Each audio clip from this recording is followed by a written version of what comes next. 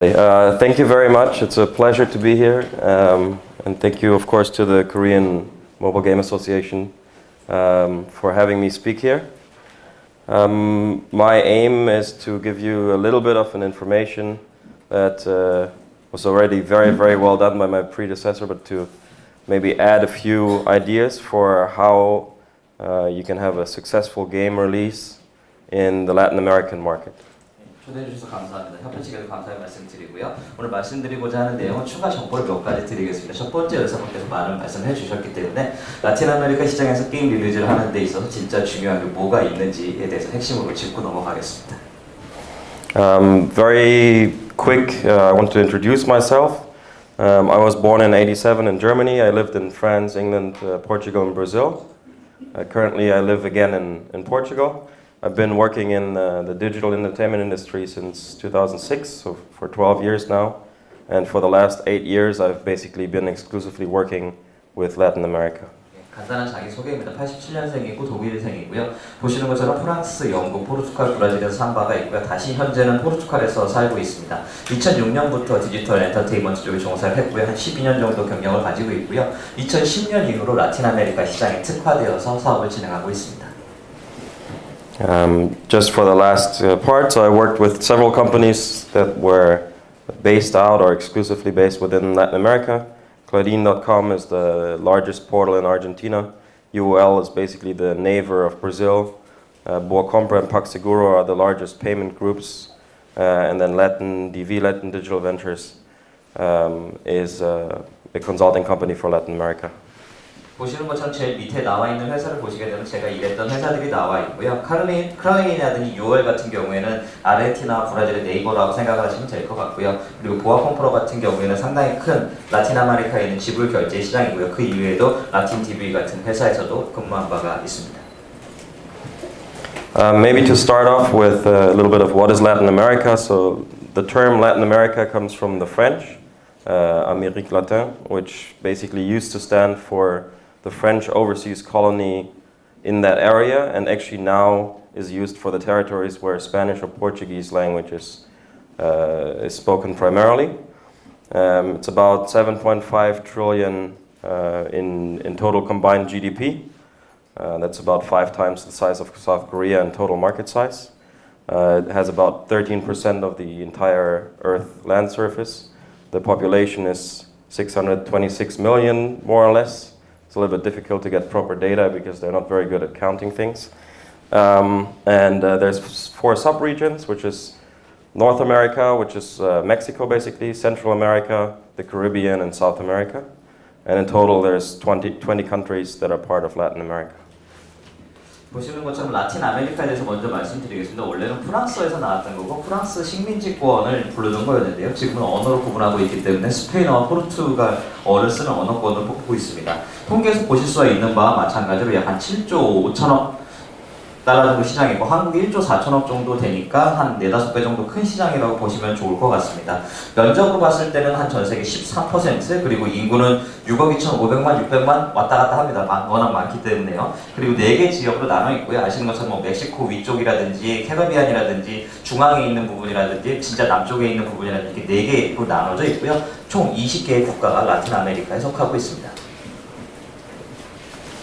Now the main reason why Latin America is interesting for gaming is basically the growth that you can see. So in the past years there was an average growth of almost 10% year over year. It's an almost even split. On my side, PC includes both MMOs as well as full price titles. Console is basically still the largest, but mobile is catching up quickly, and for console the biggest part of the distribution is still done physically, even though the digital distribution is growing quickly. While for all the other segments, obviously, digital distribution is by far number one. 보시는 것처럼 이렇게 시장을 한 3개 정도로 나눠 볼 수 있을 것 같습니다. PC, 모바일, 콘솔 이렇게 나눠서 봤고요.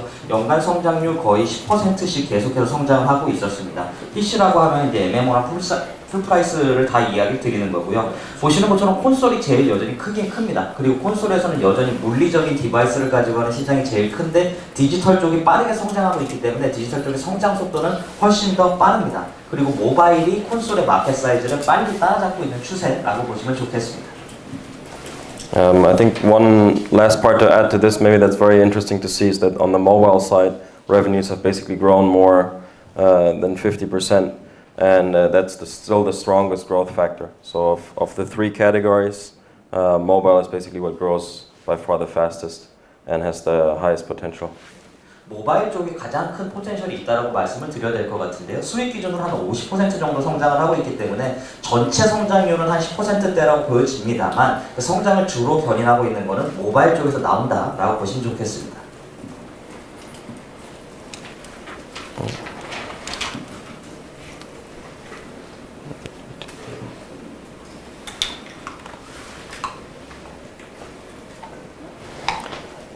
I don't know. It's okay. Is it?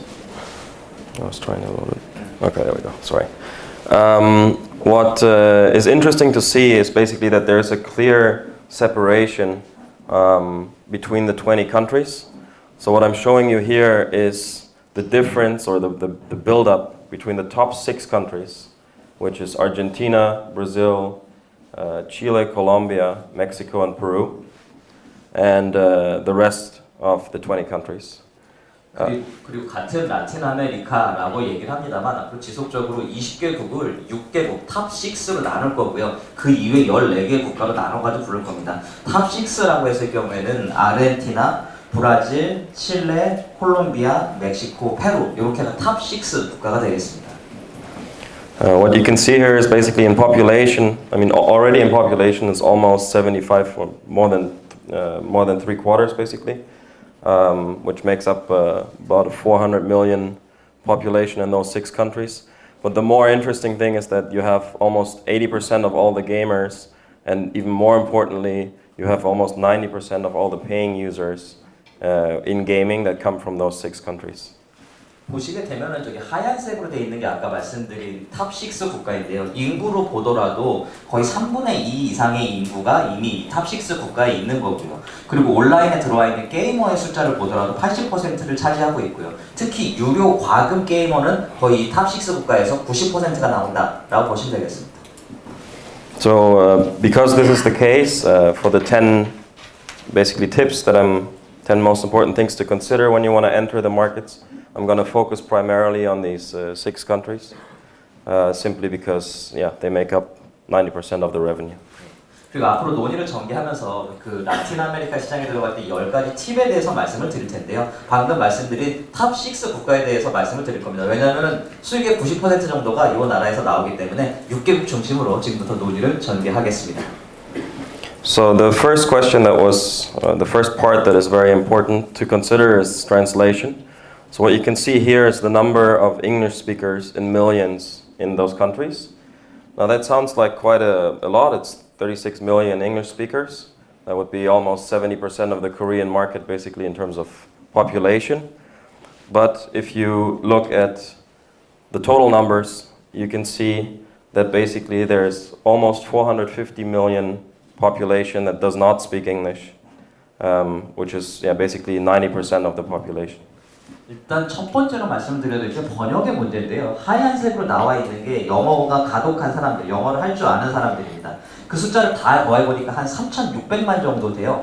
한국 인구의 한 70% 정도 되니까 3,600만 그러면 이게 엄청 클 것처럼 보이는데 깜정색으로 되어 있는 게 영어를 전혀 못하는 사람들입니다. 이 숫자를 보니까 4억 5천만이거든요. 그렇기 때문에 거의 90%는 영어를 못한다라고 보시는 게 맞습니다. So this means if you're planning to release a game with a good success factor in Latin America, you have to make sure that you have translations both in Brazilian Portuguese and in a neutral Latin Spanish. Usually it's either Mexican Spanish or Colombian Spanish. 그리고 라틴 아메리카에 들어갈 때 번역을 하셔야 되는데 포르투갈어라고 하더라도 브라질리안 포르투기스 그리고 스페인어라고 하더라도 이쪽 라틴 아메리카에서는 멕시코 스타일이나 콜롬비아 스타일 스페니쉬로 번역이 돼서 들어가야 된다는 거죠. The second important part is localization or cultural adaptation. The reason why I'm showing you Call of Duty as an example is that Call of Duty is of course a huge game internationally, and it also does decent in terms of selling in Latin America. However, for example, World War I or II games perform extremely well in Europe or in the US. They don't perform very well in Latin America because none of these countries have any connections to the world wars. They've barely participated in them. So it's nothing that touches their culture very much. 그 다음으로 로컬라이제이션과 문화에 대해서 말씀을 드리겠습니다. 이 모든 게임이라는 게 문화의 적점을 가지고 판매가 이루어져야 되는 거고요. 보시게 되면은 콜 오브 듀티를 가지고 왔는데 콜 오브 듀티 전 세계적으로 많이 판매된 게임이라는 거 다 알고 계실 겁니다. 근데 이게 라틴 아메리카에서 판매가 이루어졌는데 그렇게 판매가 많이 이루어지진 않았습니다. 세계대전 1차 대전, 2차 대전을 배경으로 한 거기 때문에 미국이나 유럽에서는 정말 잘 팔렸습니다. 근데 남미에 있는 사람들은 1, 2차 대전에 참여도 거의 안 했었고 자신들한테 와닿는 게 별로 없는 거죠. 그렇기 때문에 문화적으로 와닿는 요소의 게임을 판매해야 된다는 겁니다.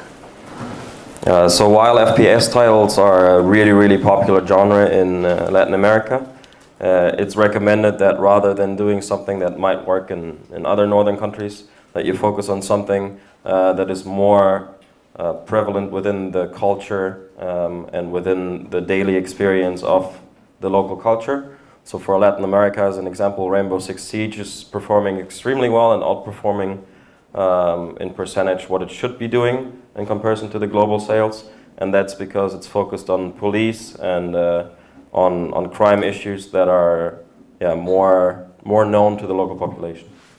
그렇기 때문에 장르 자체에 큰 문제가 있는 게 아니라 장르 자체는 좋습니다만 사람들 문화에 와닿고 일상에서 체험이 가능한 게임을 판매를 해야 된다라는 차원이고요. 레인보우 식스 시즈 같은 경우는 라틴 아메리카 출시를 했는데 사실 전 세계에서 저희가 차지할 거라고 생각했던 포션보다 훨씬 더 많은 퍼센테이지를 차지하면서 팔렸거든요. 경찰 이야기고 범죄 씬을 다루는 거기 때문에 오히려 라틴 아메리카 있는 사람들한테는 훨씬 더 와닿을 수 있는 게임이었죠. And second example for that would be EVE Online. EVE Online is an open world space MMO. I don't know if any of you know it, but it's extremely famous in Europe and in North America. And again, there's no history and very small cultural fit of anything related to space because there's no space programs in Latin America. So they have very limited access to that and very limited interest in that. So if you're thinking about an open world MMO, for example, do something that, again, they can relate to. As an example, GTA, which obviously works in the whole world, but works particularly well in Latin America, again, because it's something that they can very much relate to culturally. 보시는 것처럼 일단 스페이스 MMO의 이브 온라인을 들어가지고 제가 예를 설명드리고 있는데요. 우주에 대한 이야기이기 때문에 라틴 아메리카 쪽에 별로 연관관계가 없다라는 거죠. 그쪽에 그 스페이스 프로그램이라든지 우주 프로그램 같은 경우도 없고요. 문화적으로 이렇게 접점이 많지가 않은 거기 때문에 이게 사람들이 관심을 갖지 않는 부분이고요. 오픈월드 MMO라고 했을 때는 오히려 GTA 같은 게 본인들의 일상생활에 훨씬 더 잘 와닿기 때문에 훨씬 더 공감대를 많이 가져갈 수 있다라는 겁니다. The third tip is both in relation to actually marketing of the game, so growing the user base as well as retaining it, is first of all social. Social media, I think that was very well covered before as well, is extremely important across all of Latin America. I have some statistics that are only for Brazil, but you will see already the size. So for example, Brazil is number 2 globally on Instagram with 50 million monthly active users. 소셜에 대해서는 이미 SNS가 정말 중요하다고 첫 번째 연사분께서 많이 말씀을 해주셨고요. 마케팅뿐만 아니라 그 유저들을 관리하고 계속적으로 유지하는 데 있어서 정말 중요하다라는 좀 말씀드리겠고요. 브라질 국한된 통계고요. 보시게 되면은 인스타그램 기준으로 봤을 때 전 세계 2위 그리고 월별로 액티브한 유저 수를 봤을 때 한 5억 명 정도가 된다라는 게 현재 브라질 통계고요. Brazil is also number 3 on Facebook with over 100 million MAUs. And there's a lot of gaming related communities that are very easy to tap into for locals and where you have a lot of activity and it's a great place to advertise your game and also to actively engage with the community as your game continues to thrive. 보시게 되면은 페북 같은 경우에 전 세계 3위고 MAU 기준으로 봤을 때 월 사용자가 거의 1억 명이 넘고요. 보시게 되면 게임 관련되어 있는 커뮤니티 활동이라든지 다양한 액티비티가 페이스북에 상당히 많이 일어나고 있습니다. 그렇기 때문에 게임 홍보라든지 커뮤니티와 좀 인게이지하는 활동이 필요하다라고 하실 경우에는 이 툴을 잘 사용하시면 좋겠습니다. And then last but not least, there's WhatsApp, which has 120 million MAUs, and again, Brazil is number 2 globally. This one obviously is great, for example, for tell a friend options. It's very interesting. You can send out, for example, download links to your mobile game, and it works extremely well because basically everybody that has a cell phone that allows them to use, like a smartphone that allows them to use WhatsApp, will have WhatsApp on it and active. 그리고 왓츠앱 같은 경우는 보시게 되면은 MAU 기준으로 즉 월별 사용자 기준이 거의 1억 2천만이고 전 세계 2위입니다. 이것도 잘 사용할 수 있는 도구라고 생각이 들고요. 게임 다운로드 링크 같은 경우 스마트폰만 가지고 있으면 언제든지 보낼 수 있는 부분이기 때문에 이 부분도 활용이 가능하다고 봅니다. Another part that is very important when it comes to both, again, marketing and new title, but as well as retaining the community, is on-demand content, especially VOD. So over half the population, this is again data for Brazil, but half the population watches VODs more than once a week, and actually 44% every day. And only 27% watches less than once a month. And this goes, again, it's across the entire population. And if you consider that only about 60% of the population actually has access to the internet, you can see that basically everybody who has access to internet watches at least once per week video on demand. 그리고 VOD 채널 같은 경우도 활용을 할 수가 있다는 거죠. 말 그대로 온라인에서 비디오를 보는 거를 살펴봤을 때 브라질 통계로 살펴봤는데 마케팅을 하실 때나 고객을 관리하는 데 있어서 그리고 사용자를 관리하는 데 쓰시면 좋을 거라고 생각이 들고요. 보시게 되면은 일별로 44%가 보고 주별로 한 번 이상 보는 사람이 19% 그리고 한 달에 한 번 미만으로 보는 사람이 27% 그렇기 때문에 인터넷에 접속되는 율을 감안을 했을 때 상당히 많은 사람들이 정규적으로 VOD 채널을 통해서 뭔가를 보고 있다라고 간주하시면 좋을 것 같습니다. In terms of which channels to use, you can also see that YouTube, 48% of all the online users in Brazil use YouTube, and I mean 84 is a pretty decent number. Then you have different local sources. Obviously Netflix is big as it is anywhere else. You have local sources such as Globo, SBT, Net Movies, Terra, Saraiva, and other smaller ones. But YouTube basically in itself is another great source both for marketing and retention as well. 계속 말씀드립니다만 마케팅뿐만 아니라 유저를 관리하는 데 있어 제일 좋은 채널이 뭐냐라고 되어 있는데요. 보시게 되면은 유튜브나 넷플릭스 같은 글로벌한 게 있고요. 그 위에 좀 로컬에서 제공하고 있는 조그만 업체들이 있습니다만 보시는 바와 마찬가지로 유튜브가 제일 압도적이고요. 그리고 이쪽 채널을 활용하시는 게 효과가 높을 수 있다라고 보시면 좋겠습니다. Another very important part is trust. Trust is something that plays a role in any business that is being done in Latin America. Firstly, there's mistrust in general against anything that's foreign and coming from abroad. That is largely the case for digital products because there are a lot of scam products arriving from Asia, particularly China, that makes the Brazilian population in general, but also the Latinos in general, basically scared of using foreign products.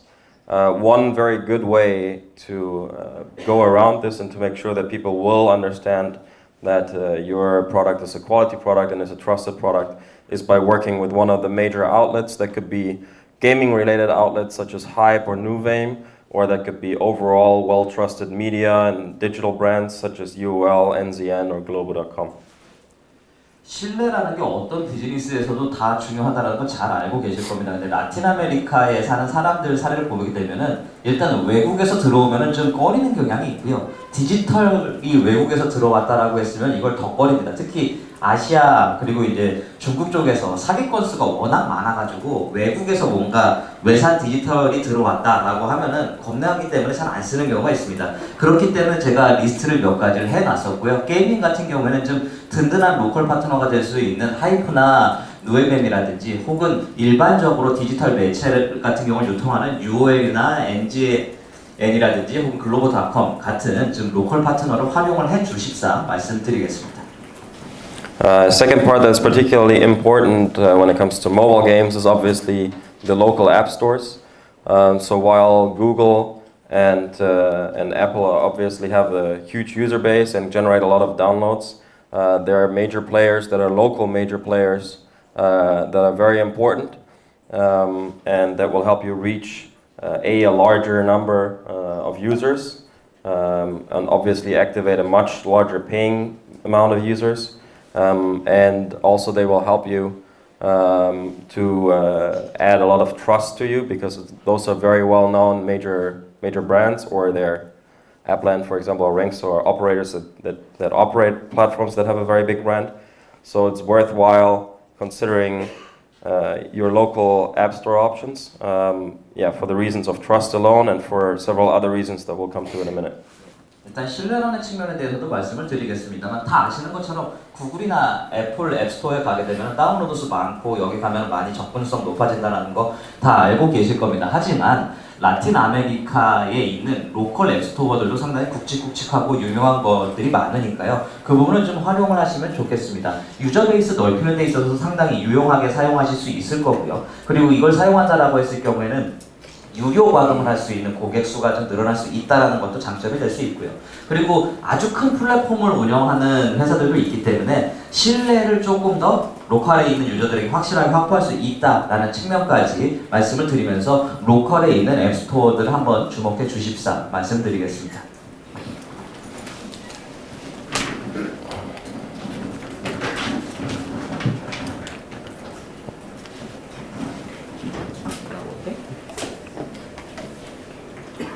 Try again.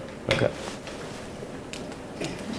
And then last but not least, something that adds trust as well, that it's actually also a law, but is more important for the trust-based part, is to have the age ratings. And in Brazil, it's called Classificação Indicativa, which is working only for Brazil. In Mexico, it's ESRB, so it's the same for the US and Canada as well. So it's the NAFTA version. The nice thing is through the International Age Rating Coalition, the IARC, you can actually automatically gain an age rating, which will add to the trust if you have a Korean age rating, for example. 그 다음에 이제 신뢰라고 한 측면에 또 말씀을 드리겠는데요. 이거는 사실 연령 등급과 관련되어 있는 겁니다. 브라질 관련해서 연령 등급을 설정하는 위원회가 하나 들어가 있고요. 저 브라질에만 국한되어 있는 거고요. 그 밑에 ESRB라고 되어 있는데 요거는 멕시코라든지 미국, 캐나다 이른바 나프타 계열의 연령을 결정하는 거고요. 그리고 밑에 ILRC라고 해가지고 국제 게임 관련되어 있는 연령 결정하는 게 있는데 한국 같은 경우에는 게임물 관리위원회가 있기 때문에 여기서 연령 등급을 획득하시면은 ILRC에다 등록만 하시면은 자동으로 거기에 맞춘 연령 등급을 가져가실 수 있습니다. Maybe just to add to that, also all the local app stores that have actually local entities. So, for example, the big operator-owned app stores will require any content that they have to have this age rating. 그리고 앱스토어에 가시게 되면은 관리를 하는 단체가 있고 관리하는 단체에서 연령 등급 받았는지 아닌지에 대해서는 당연히 의무적으로 요청을 할 겁니다. The next part that's very important to consider is currency. Now, when you think about global currency, it's easy, price something in dollars and sell it out. Unfortunately, that doesn't work in Latin America. In Latin America, you have 20 countries, you have 16 currencies. All the markets are very closed, and it's difficult or even impossible for private people to exchange their money into different currencies, which means that the very minimum you should consider is the 6 currencies that you can see here on the side for the top 6 countries. 그 다음에 통화와 화폐에 대해서 말씀을 드리겠는데요. 글로벌 런치 하시게 되면은 가격 달러 딱 찍어가지고 출시하시면 상당히 쉽죠. 근데 라틴 아메리카에서는 그렇지가 않습니다. 아주 폐쇄되어 있는 시장이고요. 보시는 것처럼 29개 국가에서 16개의 다른 통화를 쓰고 있습니다. 개인이 한 통화에서 다른 통화로 환전을 하는 게 매우 어렵습니다. 사실 거의 불가능합니다. 그렇기 때문에 여기에서 통화를 내가 고려를 해야겠다라고 했을 경우에는 제가 아까 말씀드린 탑6 국가에 있는 6개 통화는 최소한 고려를 해 주셔야 됩니다. Now, the currency part is great, but just because you have local currencies obviously doesn't mean that people can necessarily pay. So Another thing that is very important is the specific payment methods for the different markets. What I'm showing you again is specific data for Brazil. Each country works differently. But in Brazil, as an example, 6.5% of the population, so this is the whole population that you can reach with a specific payment method. So you can see if you charge an international credit card through a global processor, which is what Google or Apple are doing with their stores, the maximum amount of the population you can reach is 6.5%. So you're missing basically 93.5%. While with local credit or debit cards, you can already reach up to almost 50%. And boleto, you can reach the entire population because it doesn't require people to have a bank account. 그리고 그 나라의 통화를 가지고 제품의 가격을 매겼다고 하더라도 무조건 지불 결제가 다 되는 건 아니지 않습니까? 각 나라마다 지불 결제 시스템이 다르긴 합니다만 브라질 사례를 통해서 한번 말씀을 드리겠습니다. 구글이나 애플 가게 되면은 흔히 말하는 국제 통화가 되는 신용카드 갖다 들어가시죠. 인터내셔널 크레딧 카드 가지고 들어가게 되면은 실제 전체 인구 중에 6.5%밖에 접근을 못합니다. 브라질 시장에서는. 그리고 크레딧 카드긴 한데 국내용 크레딧 카드를 썼을 경우에는 40.2%, 그리고 데뷔 카드, 우리나라로 따지면 체크 카드죠. 체크 카드로 했을 경우에는 그보다 좀 높은 한 48%. 근데 볼레토라는 지불 결제 메커니즘을 쓰게 되면은 100%에 다 접근을 할 수 있다라는 겁니다. 볼레토 같은 경우에는 은행에 있는 그 통장 계정 자체, 즉 이렇게 계좌 자체가 필요 없는 지불 결제 시스템입니다. Maybe to showcase also how that works out in terms of what money is actually being processed. This is an overview of a quarterly amount of transactions. This is in $1 billion. And you can see Boleto, for example, makes up almost $730 billion of transaction per quarter. Debit cards make about 120, and credit cards make a little bit more. But the issue with credit cards, if you see, is that only about $6 billion is processed with international credit cards, while almost $185 billion is processed through national credit cards, which leads to the final that basically 97% of the money that is being processed is processed through national payment options. And if you don't have those options, which is the standard on both of the big app stores, then you basically, even if you have users that are willing to pay, they will not be able to pay. 실제로 아까는 접근할 수 있는 인구에 대해서 말씀을 드렸고요. 이거는 지불 결제 수단으로 처리되는 실제 금액을 한번 보겠습니다.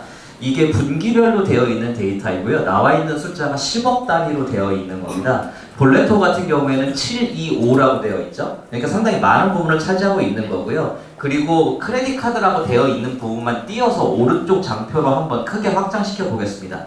하얀색으로 되어 있는 게 인터내셔널 크레딧 카드고요. 깜장색으로 되어 있는 게 내셔널 크레딧 카드입니다. 보시는 바와 마찬가지로 거의 전반적으로 살펴봤을 때 국내 신용카드가 97%, 그리고 국제 신용카드는 3.1%밖에 차지하지 않는다라는 거죠. 그렇기 때문에 국내 신용카드로 지불할 수 있는 옵션을 갖추지 않으면은 사용자들이 아무리 돈을 지불하고 싶어도 그만큼의 사용자는 지불을 못하게 된다는 얘기입니다.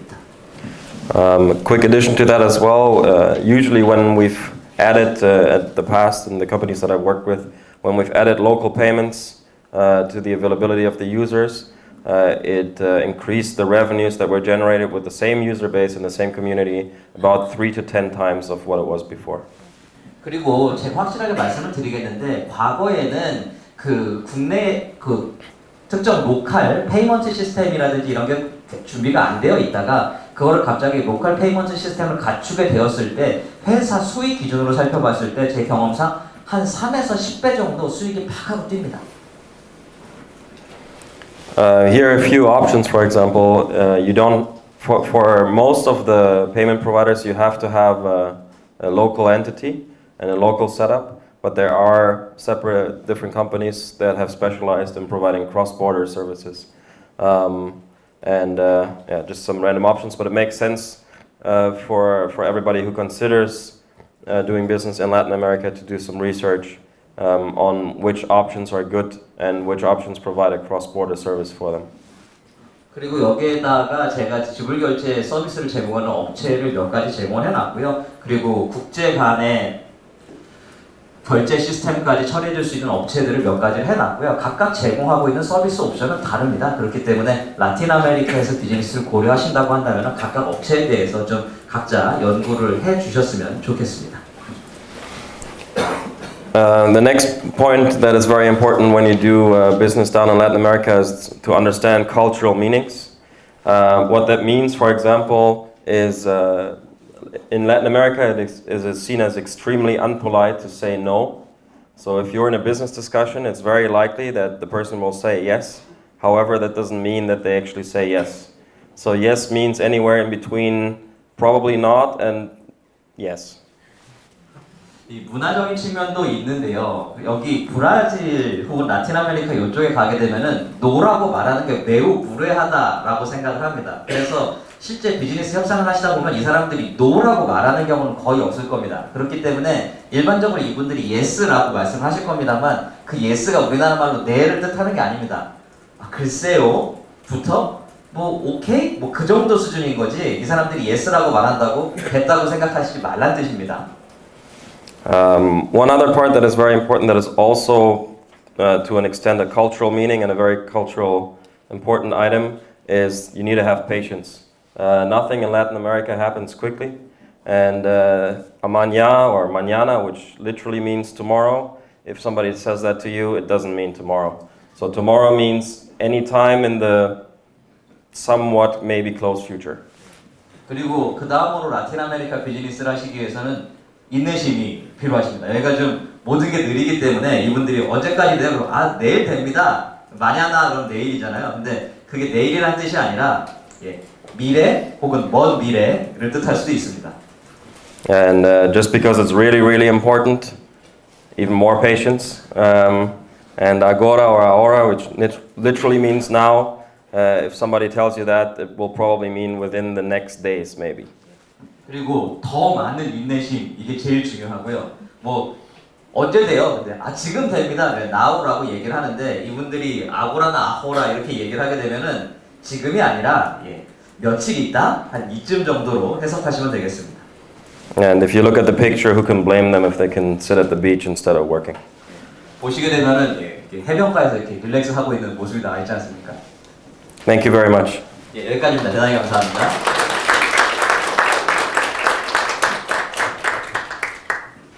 질문 있으신가요? 네, 하얀색. Thank you for your presentation. I just wanted to ask, in relation to within Latin America and how close are the cultural ties, or how close is the cultural tie to the Spain and Portuguese ties? So there's a large difference between South America and Central America and the Caribbean. So Central America and the Caribbean is very oriented very much towards the US. So they're very heavily influenced by the US and in very close contact also with the large Hispanic population in the US, while South America is very anti-American, so they're rather leaning away from the US and have a little bit of a separate culture. And then if you look at Brazil, it stands out by itself simply because it has a different language. So it's more separated and somewhere in between the other two. Just one more question, sorry. You said there's a lot of mistrust for Asian products. Then does this apply to mobile games as well, or is it more like physical products that they really mistrust? It's definitely for digital products as well. It's not so much for the game itself, but it's for people basically are scared that if they pay in an Asian digital product, for example, that their credit card data might be stolen, so they'd rather not do that. Or they might be scared that their data will be scammed and they will receive spam or whatever, which has happened a lot. But again, that was a large influx of very basically scam products, digital products from the Chinese market. 질문이 두 가지였는데 첫 번째는 이제 그 라틴 아메리카 내에서도 문화적 차이가 있는가에 대한 질문을 이제 해주셔가지고 거기에 대해서 말씀을 드리자면은 중앙이나 캐러비안 그 라틴 아메리카라고 했을 경우에는 이쪽은 좀 미국의 영향도 많이 받았고 미국 친화적으로 흐른다고 보셔도 됩니다. 근데 진짜 남쪽에 있는 사우스 아메리카라고 봤을 경우에는 여기 미국이랑 완전 별도고 어떻게 보면 약간 반미 감정도 흐르고 있고요. 그리고 브라질 같은 경우에는 워낙 덩어리가 크고 또 언어 자체가 다르기 때문에 브라질은 또 거기서도 별도다 이렇게 보시는 게 좋을 것 같고요. 두 번째 질문 같은 경우는 아까 그 디지털한 게 외국에서 들어오면 겁을 낸다라고 했는데 이게 뭐 물리적인 것만 그러냐 디지털한 것만 그러냐라는 건데 일반적으로 디지털한 거에 대해서 겁을 더 많이 내시는 것 같고요. 이 부분이 특히 아시아 쪽에서 뭔가 디지털한 게 들어왔다라고 했을 때 지불 결제를 했는데 이게 잘못되면 어떡하지? 내 카드 정보 여기서 손실되면 어떡하지? 나중에 이거 내 개인정보 같은 거 끌려 들어가가지고 스팸 오면 어떡하지? 이런 거에 대한 우려가 상당히 많이 있기 때문에 특히 지불 결제 같은 거에서 좀 꺼린다든지 이런 성향이 좀 있기는 있습니다. Maybe just to add to that finally, that's also why it's so important that when you release a product in those markets that it has a local flavor. So that you have the translation, that you have a locally relevant content and so on. 그렇기 때문에 라틴 아메리카에서 상품이나 뭐 제품을 출시한다라고 했을 경우에 좀 로컬의 맛, 로컬의 냄새가 나는 게 좋습니다. 적절한 번역이라든지 그리고 그 사람들한테 맞는 적절한 콘텐츠 같은 게 들어있는 거를 권고드립니다. 질문 있으신가요? 그 아까 로컬라이제이션 쪽에서 말씀하신 게 여기 남미 사람들 문화에 맞게 이제 게임의 장르가 아니라 이제 문화의 접점이 맞아야 된다 이렇게 말씀하셨는데 제가 생각했을 때는 중세 시대 배경의 게임이 좀 글로벌적으로 다 이제 전반적으로 다 알고 있는 그런 문화 접점이라고 생각하는데 이게 남미 쪽에서도 똑같이 그게 So he's talking about the culture fit, and he believes that the so-called the Middle Age background the game is like a global culture fit. So the Middle Age background game, the knights and queens and kings, those stuffs are culture fit to the Latin American people as well, or not? I mean, any game that is great is generally, obviously, also a great game in Latin America. Middle Ages is a little bit difficult again because their countries were only really discovered after, and even though, of course, they all have some heritage in some way, they have a much smaller connection to it. So it does work very well if you make it a fantasy medieval type. That's something that's very well accepted, and that's largely actually because of Japanese and Korean content that they like a lot.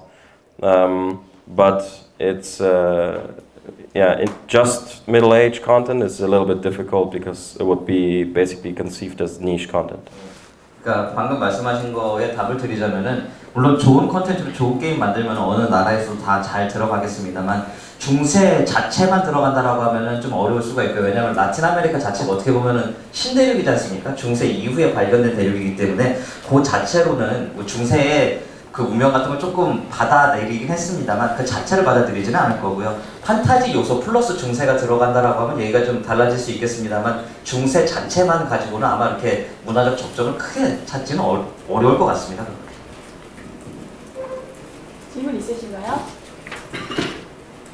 네, 없으시면 발표 종료하겠습니다. Thank you very much.